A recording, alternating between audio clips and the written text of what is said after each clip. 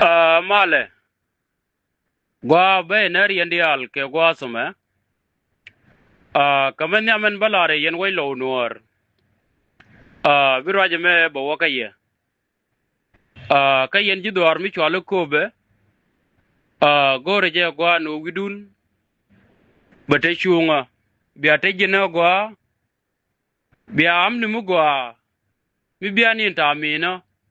Ka bubuta amina. Bia rialaka. Ko be chieng be gwi ka duo mu gwa. Ko ne te konde cha tik lo ko gore ken. Walla ka chenga kel ka pai ba kel. Chi ka mat rei dwar mi chwalo wat. Kamen bokula lar ya karajen chala da mabur dol. Ajene man yam te loide. Ko chi mafus. Kwed nya lew. Chara nyog lunjo ka walla ka chenga kel ka pai ba kel. Rei dwar mi chwalo wat. Ajene kon lo nuor. Mugur yeno bana go. Bana jal kel kon dial. Ajene jen jele ko kur mi di de long. Ka kur mo we ka kobe. Ka jele kamal mi di de long. Kamal mo we ka kobe. Ajene jiram long mal. Beji yuad maj be jo ja kobe. Jiram nong mal. Bijala laran koare. Ajene kamichi ajen. Kon lo nuor bana ronak. Ko ramen long mal be jien ba wana dok. Ramen ko ayo support. Wala kuryang machar support. Jene wudok ba wana dok. Ke gore lo nuor. Kamanyam. Wudu yalo mabor dol. Gidi yeme tuok me nang nuor nga jeje che kwich. Awalle mi che kula de jen ka tok de. Che kula de jen che ku bera lebde. Mabor dung laro do atieje. Me nang nuor ka jube. Che kwich nga ji lode. Kame chwe je ka ba nuori ba ka na ka jube. Kan gor dokoro. Ta gor tok duel mi chwale nuor. Pek na ko mi jin nuor. Ba jinak ci bukan. En walle. Mi ci bom du. Che jaga no biya ban naglaw. Gwaje je che jin wak. Ko te garien mi ci lar. E jin ma ti ko wat. Lo do te le jang ti ka wat. Ka yellow ko ro. Ka jin yellow biya ro nak. Lo an lugji. La dumba wani dok biya joy ka koru men di den jel ke je. Ala longan ta ke ji. Gwaje je. Mi jin wut fany. Di gang ne lo nuor. Kami ci ku bom. E ci ku jaga no ci dor mi chwalo wat ci loitin. Mande ji la jien ke ji nyok ka ngi tele jang me ko kobe. Ka tele bar mi ko kobe. Mande ji loitin. Ade ga loka, ade ye gor bi go joira re tin yikien. Ongu ka tele jang me atin. Ma no tu mandan le di mabor.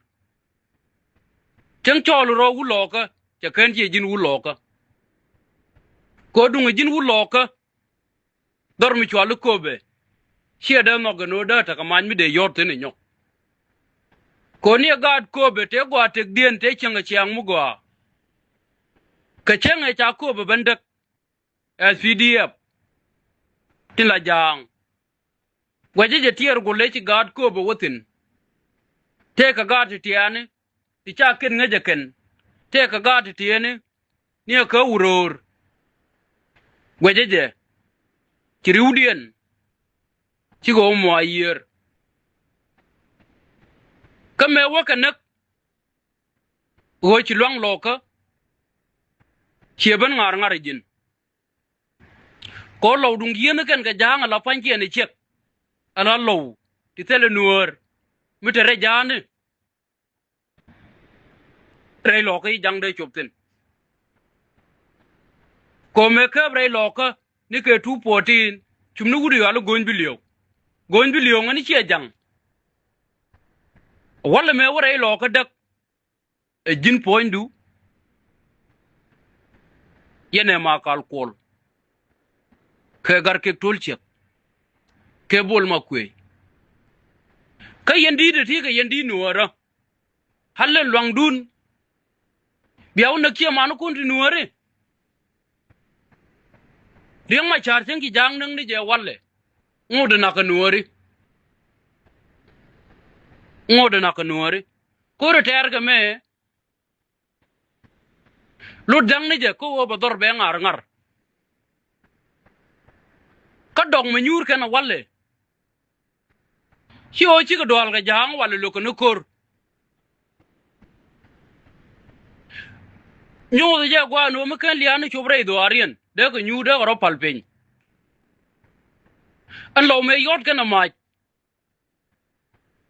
ngani wa ya dorien ubogo ngani wa ya ku me anang re do arien kon ku me man nang re wet ngodo gat ngodo men ngodo nyer naga dit tele me pelle naga ruene kajin me ci leti jeke kon me ci ko kunen eno chware lo ko yo adop chwa ko gurmen ma suru ke amani dul wale dide chalat me teng ne dial teng nuore ka tek janga lanken mi chwa ku dobo chwa ku chomna kamara le no mo alla jin ka roadu ka tegdu ka sharu la jin nguma share ana mabor jang no ro wun mu gore nuora langdu walle ci mi de wona glo ka jilwa a chen ku jal ka wijane ci daw na kiyo more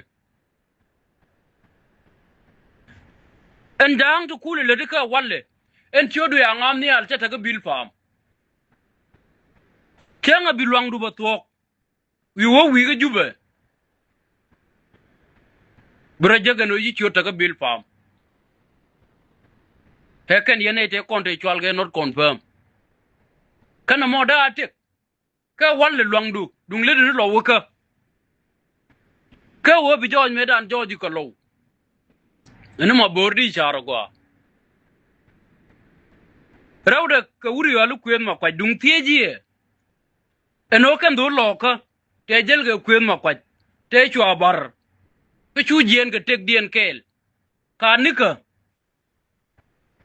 kanika e kan de yaw na ga doli jan te jel ga kel ki te kon te chi len riudien ta ko chunga pare de wuri walu pol nang al no moda tek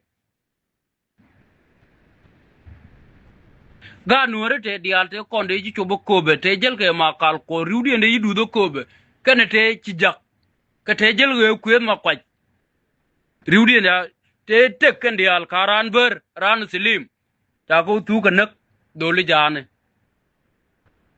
kita video ni ken takatin di kula chare di karwa du re te ka du ngani jang ro du wut fan ur janga mer yalaka me chelat jana ngani me to ko jikan kachi jikan chiga doal a cha mai lapin a chang ba ka chup ko ngat ka man bi jikan to ko dol jana ba da kide ba ka jare are loka Chieleng bo ci wur janga elat ga tok de no jikan ba ga pele ji roi ga tok jana pada ka udo mone chwa benak e jikan te lat de go ba jikan pele ji roi ga tok jana pada ko re di de cha nyodo ngane nasir ke dun mun ke nak ke ro bi nyo roi me ane gar ma jiok ke bi nyo roi nyok ga doi ka cheng edan dung chung ngane chi ga dwal e chi gar ma jiok chi ga dwal Wajide en kor de jiek ko kan jang den daga na ter gadin daga buru biyai char yalla ke ne no me awudut cha gek buru biyai biga jien ga chokien bangal ngo ka tier ko latyak mu wa ko de kan low ka kobe te lo gwa me biga wotin ba padang ba de ba nyoko nong ba mat ka padang kel biga waga chulu ku yir tik tik me cha lat jana me to ko jikan ka cha to ka fan ga cha to ka lo de ku lo ka ben tiu